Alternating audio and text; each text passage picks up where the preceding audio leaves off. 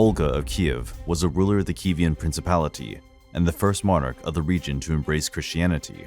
Her reign was defined by acts of vengeance, astute diplomacy, and religious transformation that would shape the future of both Russia and Ukraine. Despite her reputation for ruthlessness, she was later canonized by the Orthodox Church, which acknowledged her contribution to the Christianization of Kievan Rus. Olga's birth is estimated to have occurred between the late 9th century and early 10th centuries, though her exact origins remain uncertain. Some historical sources suggest she hailed from the Pskov region in what is now Russia. She became the wife of Igor of Kiev, ruler of the Kievan Principality, an East Slavic state that encompassed modern-day Ukraine, Belarus, and Russia. The couple had a son named Sviatoslav.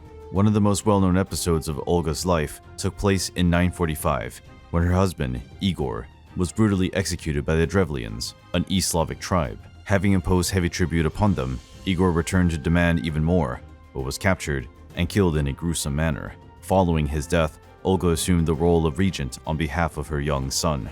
The Drevlians sought to consolidate their power by urging her to marry their prince, unaware that she was already devising an elaborate plan for revenge. Feigning acceptance of the proposal, Olga invited Drevlian envoys to Kiev. Upon their arrival, they were seized and burned alive. Shortly afterward, she sent another message, pretending to agree to the marriage, but requesting that the Drevlians send their most prominent leaders to escort her. Unaware of the fate of the first group, they complied, dispatching another delegation. Upon their arrival, Olga ordered them to be confined to a bathhouse, which was then set ablaze, burning them to death. She later traveled to Iskorosten, now Korosten, in Ukraine, the site of Igor's murder. There, she arranged a grand feast in honor of the Drevlians. Once they had become intoxicated, her forces slaughtered them, killing approximately 5,000 people. Still unsatisfied, she laid siege to Iskorosten.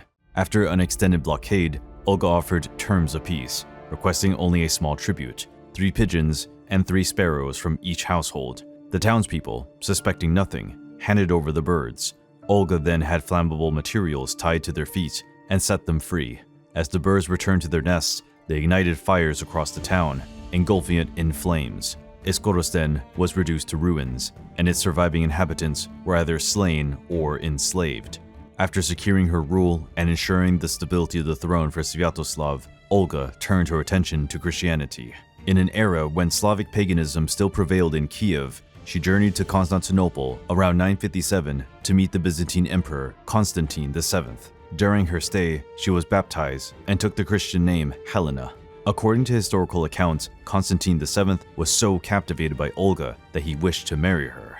However, she used her baptism to evade this, arguing that he had become her godfather in faith, making marriage between them spiritually inappropriate. This clever maneuver allowed her to maintain her autonomy in political affairs. Despite embracing Christianity, Olga was unable to persuade her son, Sviatoslav, to renounce paganism. He pursued a life of warfare and conquest, showing little interest in religious matters. Nonetheless, during his youth, Olga ruled as a Christian regent and ensured that Christianity maintained a foothold in the kingdom. Over time, Christian influence in Kievan Rus grew, particularly after her grandson, Vladimir, converted in the late 10th century. It was Vladimir who ultimately established Christianity as the official religion of the state.